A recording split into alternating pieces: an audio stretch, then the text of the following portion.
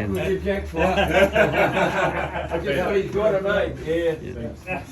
yung champion mga ka-brothers. Yeah, number 1 tayo. Oh, you probably won the teams then. Yeah, that's right.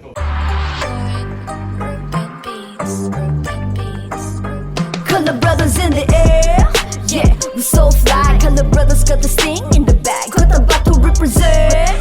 Yeah, we so high and we fast like a Rari in the sky. You know we always keep it haunted.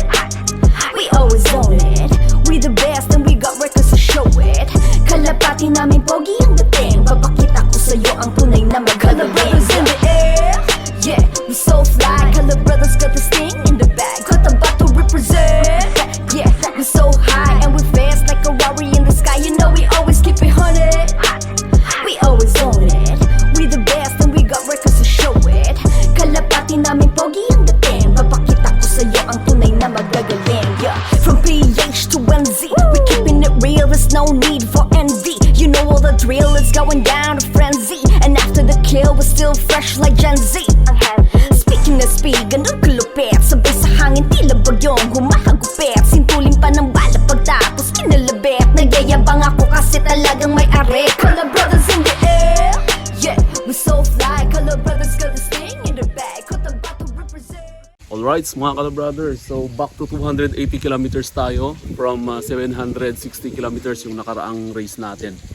So ito na yung training ng mga warriors natin bago natin sila isasalpak for the second to the last lap namin dito sa Auckland, New Zealand. Yun yung Timaru race, 937 kilometers. So after that, yun na yung 1,200 kilometers mga ka-brothers. Yun yung last lap namin dito. So wala akong time na mag training ng mga warriors natin kasi busy din tayo sa work natin. So ito na lang yung paraan para ma-training natin yung mga warriors natin mga ka-brothers. So Battle of the Sprint Bird ang mangyayari sa araw na to kasi malapit lang siya mga ka-brothers, 280 kilometers lang. So pabilisan to mga ka-brothers. So mahirap talunin yung mga kalaban natin, lalo na yung mga ibang lahi. Kasi ito talaga yung laro nila, yung Sprint Bird, yung pabilisan ng ibon. Alright, so bali sinalpa ko na yung lahat ng warriors natin. Isasama natin for second to the last lap, yun yung 937 kilometers. Para malaman natin kung sino yung ipapasok natin for the last lap for 1,200 kilometers mga ka-brothers. Alright, so ito, magandang abangan mga ka-brothers, maganda yung panahon, medyo mahangin lang siya, pero minsan humihinto rin yung hangin. So yan, super sunny ngayong araw mga ka-brothers. So sana maganda yung balik ng mga ibon natin. So update ko na lang kayo mamaya mga ka-brothers pag nandito na yung warriors natin. Check natin kung sino yung warrior na mauna dito sa warpath group natin. So magandang abangan kasi nga Saturday dito ngayon. So lahat ng mga ka-brothers natin nag-aabang din. Yung iba naman nating mga ka-brothers na Pilipino, hindi sila nagsalpak ng ibon nila. Dulot na gusto nilang ipahinga. So kanya-kanyang style, kanya-kanyang paraan mga ka-brothers kung paano mo paliparin ng maayos yung ibon mo. Sa akin naman wala akong choice kundi ilagay natin yung mga warriors natin for this race 280 ulit para ma-training sila ulit mga ka-brothers kasi nakatambay sila for 1 week na walang race. Tapos tatalon tayo sa long distance ulit na 937 kilometers. Alright, so dyan muna kayo mga ka-brothers. Update ko na lang kayo mamaya pag nandito na yung warriors natin. Tambay muna kayo dyan. Check tayo mga ka-brothers. 11:30 in the morning na. So binitawan yung mga warriors natin 8:30. So 3 oras na mga ka-brothers. Wala pa rin tayong warriors na dumating. Malamang nahirapan sila kasi lumalakas na yung hangin. Abang pa rin tayo. Maya maya nandito na yon mga ka-brothers.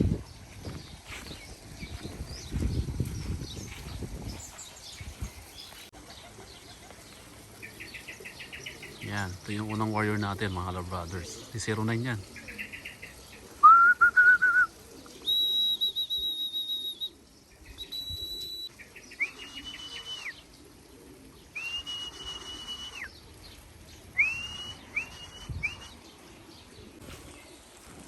Na, pumasok ng si 09 mga brothers. Grabe, bilis talaga tong kapatid ni Major Jump. Talaga yung bilis natin ibon. Yan o. 2509. Dumating siya ng 12:13 in the afternoon. Galing naman ang ibon na to.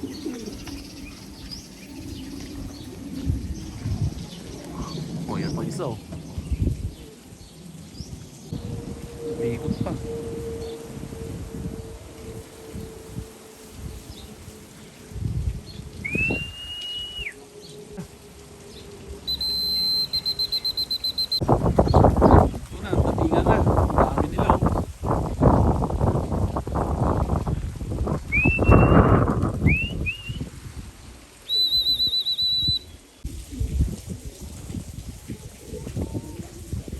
Na yung sa 1, 2, 3, 4, 5. Yan. Black mackerel line natin oh. Galing yan ang team oh.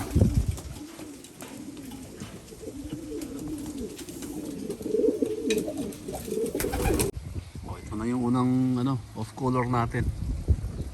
Sino kaya to? Ayun oh. Si Alika. Oh, si ano, si Madonna.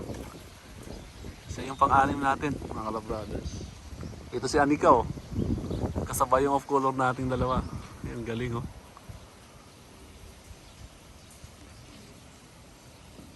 Grabe, parang nabitin pa sa lipad. Ayan na.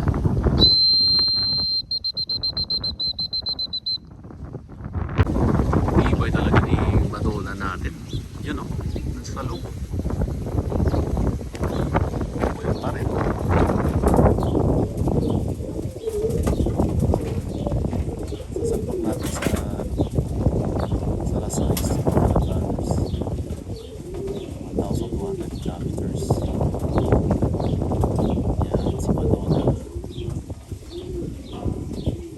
Yan, update tayo mga Kala Brothers. So, kumain ako at saka natulog. Yan, so meron na tayong 19 warriors. So, kulang tayo ng 3. Kasi 22 na warriors yung nilagay natin sa race. Kasama na yung mga young bird natin na mga warriors na late breed. Yan, dami nila oh.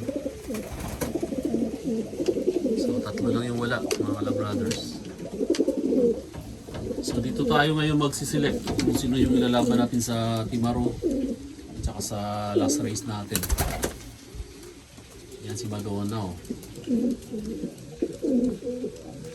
Alright, so dali natin yung clock para mag-strike up tayo. So check natin yung performance ni 09. So meron na siyang pangalan. Yung pangalan niya ay si Power Girl. Yan siya oh. Si Power G. Yan. Katibay na ibon. Kapatid ni Major Jump. Yan. Alright. Pretty bad weather yesterday, eh? I think you're right. I came them on Monday yesterday. It looks like it'll be like tomorrow. Woke up this morning. So, equal.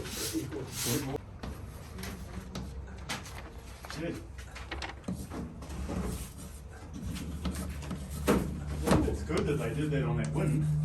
Yeah. Australia. I was quite surprised. Thank you. You get edged out. Bad luck with your jackpot. I just know he's got a mate. Yeah. Ay yung champion mga Kala Brothers. Yeah, number 1 tayo. Oh, you probably won the teams then. Yeah, You sure. jackpot bird was- So si Teo yung number 2. Major Smith yung number 3. Fred, did you get your jackpot? What's that? Did you get your jackpot or pool bird? Yeah. Your pool bird was your first bird? Yeah, the first bird is my jackpot there. Was it jackpot? Yes. Oh, wow, there you go. Bloody hell, okay, that's a good one. Yeah. Yeah. Alright mga Kala Brothers, so another blessing na naman. So tayo yung naging champion sa Warp for this race mga Kala Brothers. So yun na yung ibon natin na pangalawang beses na nag-champion. So binigyan ko na siya ng pangalan, si Power Girl. Si 2509 mga Kala Brothers, kung naalala nyo sa previous nating mga race. Siya yung nag-champion sa distance sa 280. So pangalawang beses niya na ngayon nag-champion, mga Kala Brothers, napakatinding ibon. Siya yung sister ni Major Jam. Yung ibon natin na nabulag na hindi na siya nakauwi.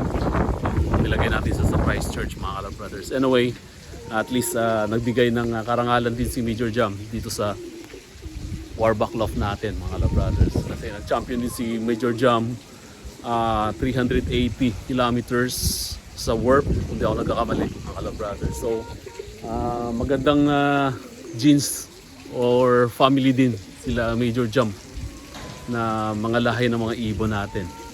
Alright mga Kala Brothers, so pakita ko sa inyo kung sino tong ibon natin na nag-champion. Ito siya, mga Kala Brothers. Yan, ito yung champion bird natin. 2 times champion na sa distance na to, mga Kala Brothers. Yan. So, binigyan ko na siya ng pangalan, si Power G, Power Girl. Yan, oh. Napakagandang ibon, mga Kala Brothers. Yan. Yun, mga Kala Brothers, so ito na natin yayarin yung vlog natin. So nakikita ko na yung mga ibon kung sino yung dapat nating isalpak para sa 937 kilometers. Yun yung Timaru race natin. So magbabasket tayo ng mga ibon natin Wednesday para sa race na yan, mga Kala Brothers. Alright, so till next lap, mga Kala Brothers, God bless and happy flying everyone.